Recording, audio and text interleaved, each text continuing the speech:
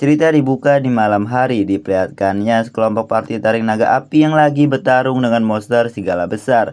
Monster yang es yang konon katanya bisa meratakan kota walaupun sendirian. Kelompok party tersebut terdiri dari 4 anggota, yaitu Banana, Marlepis, Glonopa, dan Groot. Kemunculan monster tersebut membuat Groot terpental, pertarungan pun terjadi.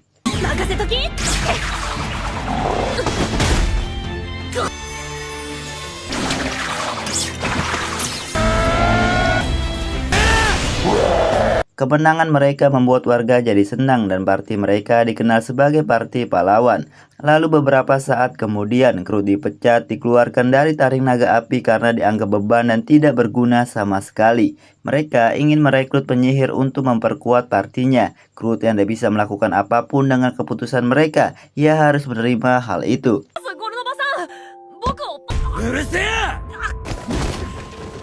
Setelah itu, Groot mengembara tanpa tujuan. Demi untuk mendapatkan uang, Groot mencoba daftar kerja di pusat kantor kerja sementara. Di situ, Groot diwawancarai terlebih dahulu dan ditanya tentang pengalaman kerjanya. Setelah wanita bernama Crystal tahu pekerjaan Groot itu mantan party tarik naga api, wanita itu terkejut. Walaupun tukang suruh doang, tapi karena itu Groot mungkin akan mendapatkan nilai plus di tes ini. Groot pun diperiksa nilai bakat bertarungnya. Mungkin saja di dalam dirinya dia punya bakat terpendam. Groot yang mendengar itu menjadi senang. Dijelaskan singkat, bakat diurutkan dari paling lemah yaitu rank G dan yang paling kuat yaitu rank SS. Tapi setelah bakat bertarungnya, Groot diperiksa malah mendapatkan G semuanya.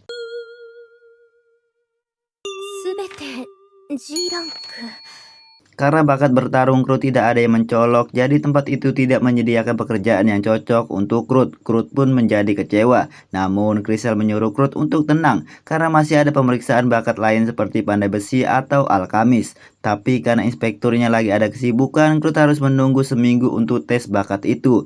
Groot yang lemas ngasih tahu Crystal kalau dia hanya punya uang sedikit, jadi dia harus mendapatkan kerjaan sekarang juga. Karena merasa kasihan, Crystal pun menyuruh Groot untuk angkat karung pasir itu.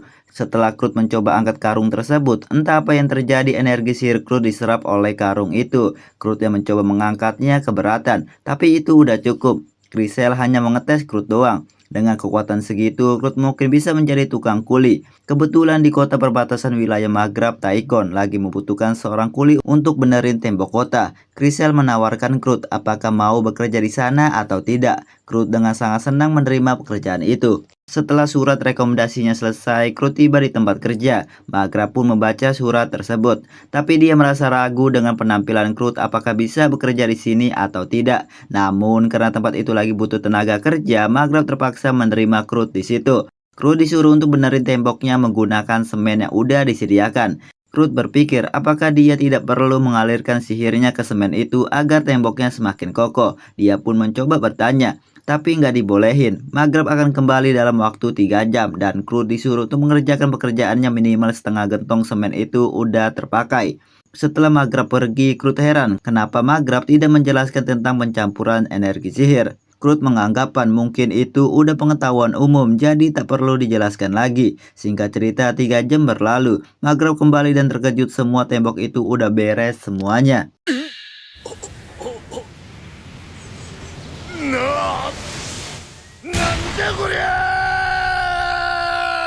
Maghrab yang masih terkejut, Groot malah minta maaf karena semennya habis, jadi dia hanya mengerjakan segitu doang. Tapi itu udah terlalu gila mengerjakan semuanya dalam waktu 3 jam dengan ukuran tembok yang besar itu. Maghrab bertanya bagaimana caranya Groot bisa menjangkau pekerjaan tembok yang tinggi itu, padahal di situ tidak ada tangga atau pijakan apapun. Ternyata Groot hanya melemparkan semen ke atas lalu meratakannya dengan alat itu. Walaupun itu terdengar mustahil, tapi udah ada buktinya. Jadi mau gimana lagi, Maghrab pun percaya. Groot ingin bekerja di situ selama 1 minggu. Karena sekarang pekerjaannya udah selesai, Groot dikasih upahnya dan sisanya akan dititipkan di tempat pusat kantor kerja sementara. Groot tidak menyangka dia mendapatkan upah sebanyak ini. Lalu 3 hari selanjutnya, semua tembok utara dan barat udah selesai diperbaiki. Semua orang yang melihat itu ribut dan tidak percaya. Karena kehebatan dari Krut, Maghrab menyuruh Krut untuk tidak boleh bekerja di situ lagi. Alasannya, perbaikan tembok itu bermaksud untuk memberikan lapangan kerja buat orang miskin. Jika Krut bekerja di situ dengan kecepatan dan kehebatannya, membuat orang yang butuh pekerjaan jadi nggak ada kesempatan. Jadi kehebatan terampilan Krut udah di level SS, bahkan sampai triple S. Maghreb ngasih gaji terakhir Krut dan disuruh untuk nyari kerja di ibu kota aja dengan kehebatan itu. Krut kembali ke tempat Krisel. Krut menceritakan hal yang terjadi di tempat kerjanya. Lalu dia berdua mendengar suara ribut di depan meja sana. Krisel mencoba bertanya apa yang terjadi. Ternyata wanita tersebut lagi mencari kuli tambang. Tapi gunung tambangnya belum pernah diterjamah. Wanita itu juga tidak mau bayar di muka terlebih dahulu. Krisel menyarankan wanita bernama Yulisia untuk mencari investor saja untuk melihat tambang itu. Tapi Yulisia mengkhawatirkan gunungnya. Jika dia tidak bayar pajak segera mungkin dalam 1 minggu, gunung tersebut akan disita. Krut menawarkan dirinya dia yang akan siap menerima pekerjaan itu. Krut juga udah pengalaman dalam menggali tambang saat masih di desanya.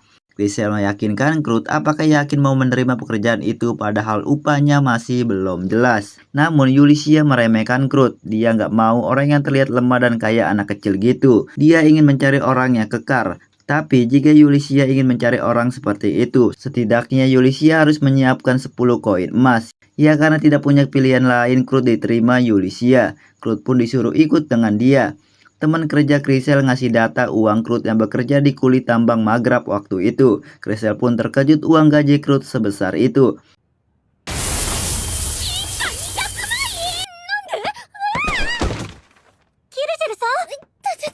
Rekan kerja Krisel menjelaskan ternyata karung pasir itu bukan sekedar karung biasa. Karung tersebut adalah pengukuran energi sihir dalam tubuh seseorang. Semakin besar energi sihir seseorang, maka karung pasir itu akan semakin berat. Dan untuk orang biasa, karung itu akan sangat ringan.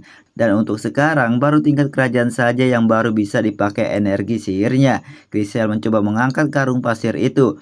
Walaupun itu berat tapi masih bisa keangkat. Lalu Krisel teringat kenapa bisa Krut keberatan mengangkat karung pasir itu. Dan Krisel bertanya-tanya siapa sebenarnya Krut itu. Di sisi lain, Krut dan Yulisia sampai di tempat tenda Yulisia. Krut bertanya kenapa tendanya cuma ada satu doang. Yulisia pun merespon selagi cukup untuk tidur 2 orang itu bukan masalah. Tapi bagi Krut itu masalah. Karena Krut merasa gak pantas tidur bareng sama wanita imut seperti Yulisia ini. Yulisia yang mendengar hal seperti itu langsung dibikin salting.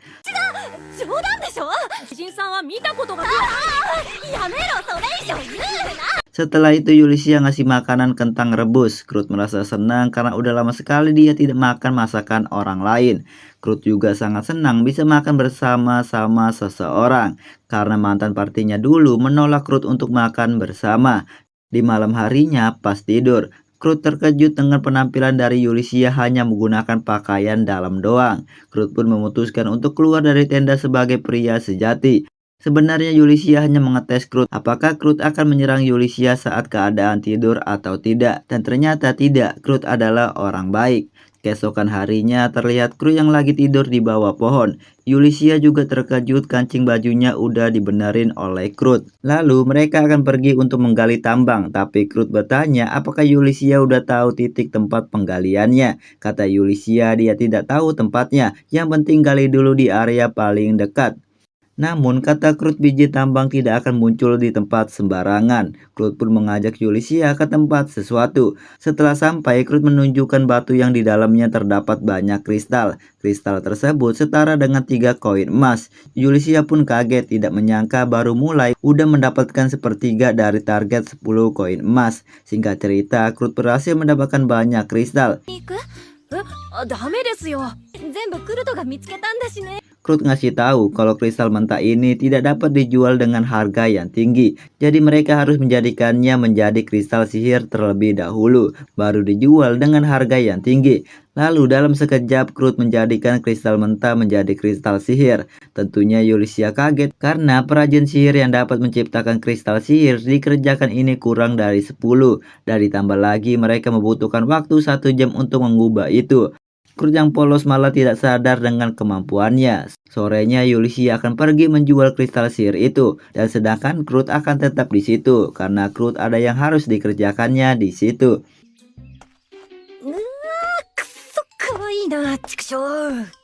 Setelah sampai di tempat penjual, pemilik itu bertanya apakah Yulisia punya surat keterangan untuk kristal dari luar kerajaan. Tapi kata Yulisia, kristal itu didapatkan dari dalam kerajaan ini. Namun orang itu terlihat tidak percaya. Sebenarnya Yulisia udah menduga hal itu. Yulisia pun mengeluarkan sebuah simbol petualang pelayan khusus bangsawan kerajaan. Orang itu pun langsung minta maaf karena udah tidak sopan. Yulisia meminta izin menggunakan kristal teleportasi untuk pergi ke ibu kota, dan sebenarnya Yulisia adalah mantan petualang pelayan khusus bangsawan kerajaan. Setelah sampai, Yulisia mampir ke toko Mimiko untuk menjual kristal sihir itu.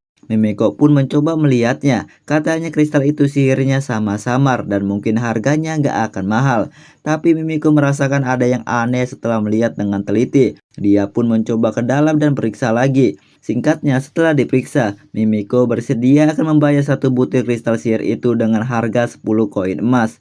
Tentu Yulisia kaget kenapa bisa begitu. Mimiko menjelaskan energi sihir di dalam kristal sihir itu 10 kali lipat dari biasanya, dan alasan sihirnya terlihat samar-samar karena untuk melindungi supaya tidak bocor. Lalu dengan semua kristal sihir yang Yulisia bawa, Mimiko membelinya dengan harga 500 koin emas, dan Mimiko meminta Yulisia dua hal. Pertama, jangan pernah menjual kristal sihir itu ke toko yang lain selain tokonya Mimiko, karena Mimiko tidak mau kristal sihir sangat kuat itu kesebar di seluruh kerajaan ini. Dan yang kedua, Mimiko ingin tahu siapa yang buat kristal kuat itu, tapi Yulisia tidak mau memberitahunya tanpa seizin Krut terlebih dahulu. Kata Mimiko, orang yang bisa membuat kristal kuat seperti ini seharusnya akan menjadi PNS kerajaan.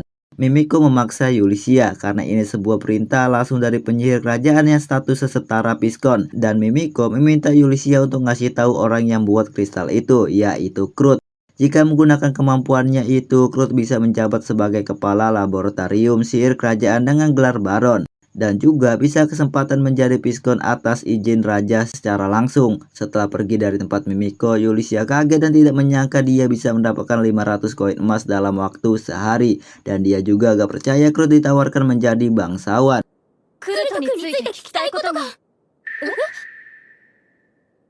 Awalnya Crystal tidak mau ngasih info tentang Krut, lalu pas Yulisia ngasih logo itu, Crystal pun ngasih info tentang Krut. Yulisia terkejut, Krut itu mantan anggota party dari Taring Naga Api. Crystal juga menceritakan tentang Krut yang bekerja di tempat Maghrab waktu itu.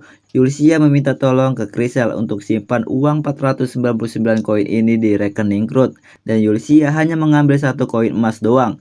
Lalu sebagai petualang pelayan khusus kerajaan, Yulisia meminta Crystal untuk merahasiakan tentang Krut dari siapapun.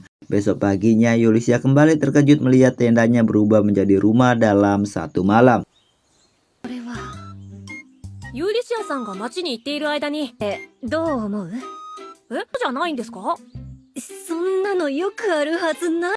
Sedangkan di tempat lain, party dari Taring Naga Api terlihat lagi kewalahan menghadapi monster pohon. Glonoppa meminta Arlepis untuk segera menyembuhkannya, tapi sayangnya Marlepis tidak bisa melakukan itu karena udah kehabisan mana. Anggota baru yang mereka rekrut tidak membantu sama sekali. Pertengkaran mereka pun terjadi dalam situasi itu. ああ、このパーティーもうダメね。 Krut kaget kalau dia ditawarkan menjadi kepala laboratorium sihir kerajaan dan menjadi bangsawan juga. Tapi walaupun tawaran itu menarik dan menganggap penipuan, Krut menolak itu karena tidak yakin bisa memimpin orang banyak. Krut juga tidak bisa melupakan mantan partinya, yaitu Taring Naga Api. Selain itu, dia lebih senang bekerja bersama Yulisia. Krut bertanya apakah hasil jual kristal sihir masih kurang untuk bayar pajak. Walaupun penjualan dengan harga yang lumayan, Yulisia tidak mau menerima uang itu bukan hasil kerjanya. Dia hanya mengambil satu koin emas untuk biaya tambang dan sisanya disimpan di rekening Krut. Selain itu juga, Yulisia merahasiakan semua yang terjadi tentang kristal sihir dan harganya. Dia berdua pun akan segera menambang lagi. Tapi Yulisia merasa khawatir tentang jam tidur Krut yang sedikit karena telah membuat rumah ini. Krut menyuruh Yulisia tenang karena dia udah tidur selama 6 jam. 木を切るのに5時間、加工に3。 誰よりも早く起き Dia berdua sampai di lokasi tambang yang Krut tandain waktu itu. Krut memutuskan untuk berpisah. Krut ingin menggali di lokasi tempat penemuan kristal sihir kemarin. Setelah seharian menggali, Yulisia sangat senang bisa mendapatkan kristal topas satu biji yang lumayan besar. Kemungkinan itu seharga 3 koin emas. Yulisia juga akan meminta Krut mengubah kristal topas sihir ini. Dengan begitu harganya akan bertambah mahal. Setelahnya Ulysses ingin melihat tempat Groot. Ulysses merasa heran kenapa bagian temboknya lumutnya bisa bersinar. Tapi ada yang lebih membuat Ulysses terkejut.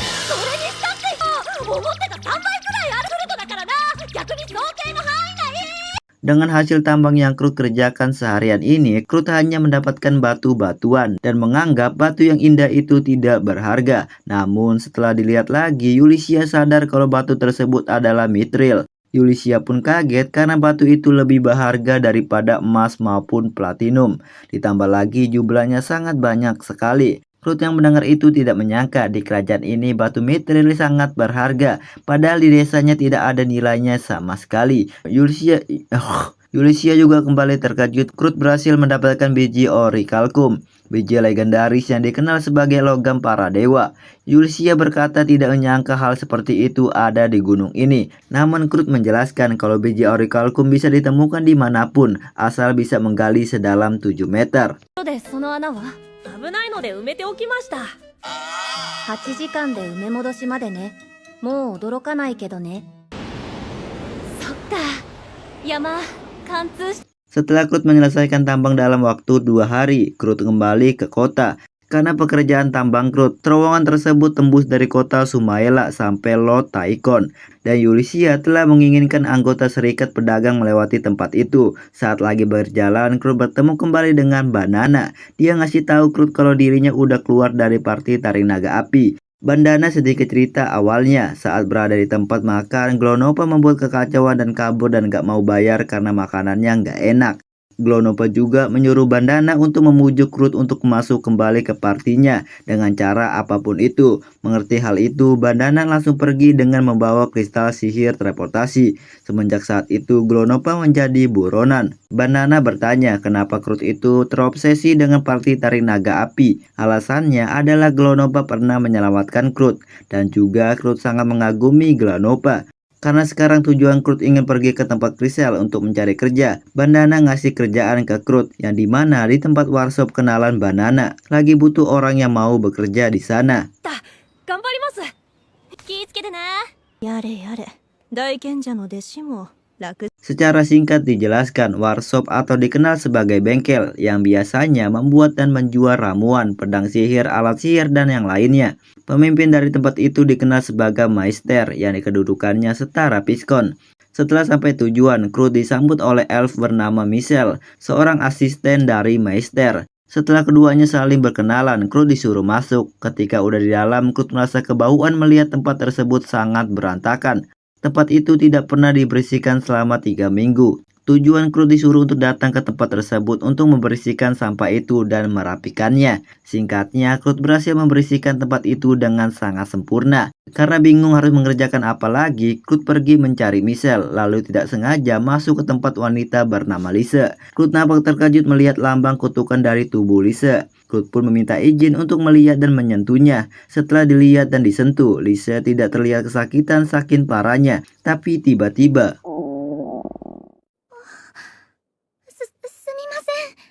mendengar perut Lise lapar, Groot merasa bersyukur Lise masih punya nafsu makan. Dan Groot akan membuatkan makanan ringan. Setelah sampai di dapur, Groot baru sadar tadi telah menyentuh dan melihat tubuh wanita. Dia pun malu sampai kepleset jatuh. Di sisi lain, Ulysses dan Mimiko bertemu. Ulysses bertanya harga dari mithril dan orichalcum itu. Kata Mimiko, dari kedua itu seharga 50.000 koin emas. Dan itu semuanya di luar nalar. Mimiko tidak menyangka dua benda itu benar-benar ada. Ulysses meminta pendapat Mimiko, bagaimana jika kemampuan Groot itu bocor ke semua orang. Mungkin saja jika beruntung, Groot cuman akan diculik doang. Dan jika sial, Groot akan dibunuh. Mimiko merasa heran kenapa orang seberbahaya Groot tidak pernah diketahui oleh siapapun. Mimiko bertanya ke depannya Ulysses akan melakukan apa terhadap Groot. Ulysses berencana akan menjadikan Groot sebagai Alterair Meister. Dan Ulysses ingin menyewa Groot sebagai pengawalnya untuk membatasi kemampuannya. Tapi Ulysses merasa bingung untuk membujuknya dan juga Groot tidak sadar dengan kemampuannya tersebut. Sedangkan Groot yang hampir selesai membuat bubur bertemu dengan pemimpin tempat itu bernama Ophelia. Ketika Ophelia tahu Groot telah bertemu Lise, Ophelia menyuruh untuk jangan bilang kepada siapapun tentang gadis itu. Dan karena pekerjaan Groot hari ini udah selesai, Groot dikasih upah dan disuruh pergi dari tempat itu. Ophelia menyalahkan dirinya telah teledor membiarkan orang asing bertemu dengan Lise. Setelah itu, Ophelia membawakan bubur buatan Krut. Untuk mengetes makanan buatan Krut apakah ada racunnya atau tidak, dia ingin mencobanya terlebih dahulu. Namun Lise meminta Ophelia untuk percaya kepada Krut karena insting dari Lise berkata kalau makanan tersebut aman-aman aja. Dan dia sangat percaya kepada Krut walaupun baru pertama kali bertemu. Dan lagi pula masa hidup dirinya tidak lama lagi. Jadi buat apa ada orang yang ingin meracuninya? Setelah Lise memakan bubur itu, Ophelia terkejut melihat Lise kesakitan dan terjatuh. Ophelia pun merasa kesal, Krut telah menaruh racun di makanan itu. Namun dugaan itu salah. Ternyata kutukan dari Lise berhasil sembuh dengan modal makan bubur doang. Tentu Ophelia heran kenapa bisa jadi seperti itu. Kutukan selama bertahun-tahun bisa sembuh dengan sangat simpel. 女に汗をかいて治りましたな解除されるとはリーゼロッテ様には早急に死んでいただ Lalu Lise dan Ophelia pergi ke tempat Mimiko. Ketika Ulysses dan Mimiko tahu di hadapan dia adalah Tuan Putri, dia berdua langsung hormat. Dan ternyata Lise adalah seorang putri di kerajaan ini. Ulysses bertanya-tanya kenapa bisa Tuan Putri ada di sini. Dan diceritakan alasan Tuan Putri terkena sebuah kutukan karena ada yang berniat membunuhnya. Lise adalah satu-satunya anak dari Baginda Raja dan sekaligus simbol kedamaian kedua negara. Untuk menghancurkan kedua negara tersebut, musuh mengincar Tuan Putri. Tapi sekarang kutukan kuat itu berhasil disembuhkan berkat bantuan orang bernama Krut. Ya jelas Ulysses dan Mimiko terkejut dengan hal itu. Setelahnya mereka pun rapat membicarakan masalah ini. Ulysses merasa pusing dengan Krut, baru tinggal sebentar olehnya udah melakukan hal yang di luar nalar. Mimiko berasumsi ada 3 orang yang udah dia duga biang kerok dari penyebab kutukan Tuan Putri. Pertama ada Sanopa, jenderal pertama pasukan ekspedisi kerajaan. Kedua ada Tristan, menteri gereja dari Poland. Dan ketiga Isadora, ratu ketiga sekaligus ibu tiri dari Lise. Tapi itu semua baru dugaan semata. Mereka berencana untuk memasang jebakan. Kebetulan Lise baru aja berulang tahun di usia 15 tahun. Dan di dunia itu udah menjadi dewasa. Sesuai tradisi, Lise akan keluar istana untuk belajar selama 1 tahun. Dalam situasi itu, Ophelia akan membuat warso palsu yang dia kelola oleh Maester palsu. Dan Lise akan ditaruh di sana. Dengan begitu, para musuh akan sibuk mencari informasi siapa atelier Master Workshop yang palsu itu. 実在する人物ならすぐに情報があるから集めようがない。動けば動くほど敵の実態が見えてくる。 Tapi walaupun begitu, dalam rencana ini mereka harus membuat warso palsu ini bisa melakukan pencapaian supaya bisa diakuin. Cara kebetulan ada batu kristal sihir buatan Krut untuk digunakan. Setelah tahu kristal sihir itu buatan Krut, Ophelia terkejut. Di sisi lain, Krut datang ke tempat workshop untuk mencari kerja. Namun Krut sia-sia karena tempat tersebut lagi tutup. Karena perutnya udah lapar, Krut mampir ke tempat makan. Di situ Krut melihat kelompok party lagi ribut tentang anggotanya. Seorang kuli angkutnya lagi sakit dan mereka membutuhkan segera mungkin orang yang mau mengisi posisi itu. Jika tidak ada seorang tukang kuli, mereka terpaksa harus menggagalkan misi tersebut. Krut yang mendengar itu langsung menghampiri mereka. Karena Krut lagi butuh kerjaan, Krut langsung daftar kerja di kelompok tersebut untuk menjadi tukang kuli di party itu. Namun mereka meremehkan Krut dan menolaknya secara mentah-mentah. Untuk membuktikan itu, Krut mengangkat mereka berdua sekaligus untuk membuktikannya bahwa Krut itu sangat kuat dan sanggup menjadi tukang kuli angkut. おいおい、さすがに合わせたら200キロ超え。 Karena sekarang Krut udah disetujui, mereka menuju tempat tujuan mereka. Dalam perjalanan mereka memperkenalkan dirinya, yang badan gede bernama Kans, paman samurai bernama Danjo, dan wanita itu bernama Shina, sekaligus adik dari Kans. Setelah sampai di depan goa, Krut tidak sengaja menginjak monster slime. Krut langsung meminta tolong kepada mereka untuk melepaskan monster itu dari kakinya. Shina menyuruh Krut untuk hancurkan inti monster itu. Karena slime itu lemah jadi pasti mudah. Namun Krut tetap kesulitan untuk menghancurkan intinya. Bahkan sampai tidak sengaja menusuk pahanya sendiri. 何してんの？貸して！けど本当にダメなんだね。Setelah di dalam goa, Shina menggunakan bubuk lumut cahaya untuk menjadi penerang mereka. Setelah ruangan itu udah terang, Groot melihat sebuah kotoran goblin ada di situ, yang menandakan gua tersebut ada goblin. Dan benar aja 2 goblin dari depan mereka muncul. Dalam sekejap Shina dan Danjo menghabisi goblin itu. Tapi sayangnya goblin tadi sempat memanggil kawanannya, yang membuat segerombolan goblin itu menghampiri mereka dan menutup jalan keluar dari mereka. Untungnya Groot menemukan jalan pintas dari balik tembok itu. Groot dan Shina langsung bergegas masuk mencari jalan keluar. Tetapi Shina menutup pintu itu karena perintah dari Kans dan Danjo untuk menyuruh Groot dan Shina pergi duluan, dan dia berdua akan mencoba bertahan melawan goblin tersebut. 戦うことに悔いなんてあるわけがない えたのに僕は何もできない Namun di dalam jalan pintas itu terdapat monster Iron Dragon Golem, yang membuat Shina lemes tidak menyangka monster tersebut ada di situ. Sedangkan si Ulisha dan Lisa lagi pergi mencari Groot. Tiba-tiba dari balik pintu Bandana ngasih tahu dia berdua kalau Groot lagi bersama party petualang Sakura di Gua Timur Laut.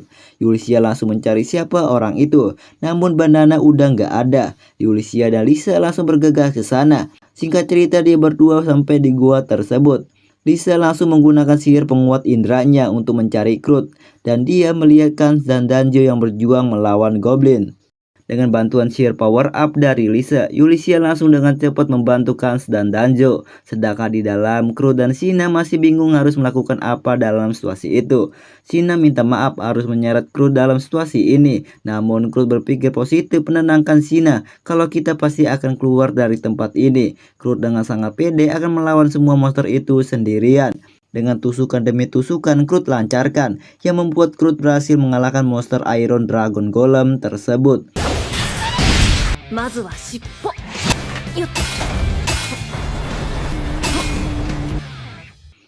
Kemenangan Groot dengan sangat mudahnya membuat Shina tidak percaya apa yang terjadi di depan matanya. Dengan polosnya Groot berkata kalau dirinya udah biasa menambang Iron Golem. Ulisha pun masuk melihat situasi di dalam. Ulisha bertanya-tanya apa yang terjadi saat ini. 戦闘術の適性が違しながら草刈りの適性をしたという伝承を聞いたことがあるが Setelah itu Ulisha ngasih tahu kepada Groot kalau sebentar lagi workshop baru akan dibuat. Dirinya akan bekerja di sana sebagai kepala petualang. Dan Ulisha meminta Groot untuk bekerja di sana juga karena masih butuh orang untuk bekerja di sana. Ulisha mengajak mereka semua untuk bergabung bekerja di workshop baru itu. Dengan sangat senangnya party Sakura menerima kerjaan itu. Selain itu, Ulisha meminta Groot untuk meriksa bakat Groot setelah kembali ke kota. Singkat cerita, bakat Groot akan diperiksa oleh Mimiko. Setelah bakatnya diperiksa, Mimiko hanya ngasih tahu kepada Groot kalau bakat Groot itu hanya rank B dalam bersih-bersih, memasak, dan menambang. Dan sisanya C semuanya. Tapi sebenarnya dari bakat Groot yaitu triple S dalam semua statusnya. Bahkan lisensi sihir dari Groot jauh melebihi Mimiko sebagai penyihir kerajaan. Mimiko berharap informasi ini tidak tersebar oleh siapapun. Tapi dari belakang ada Crystal mendengar semua percakapan tersebut. クルトちゃんの適性が全部 SSS だなんてびっくりまずすぎるな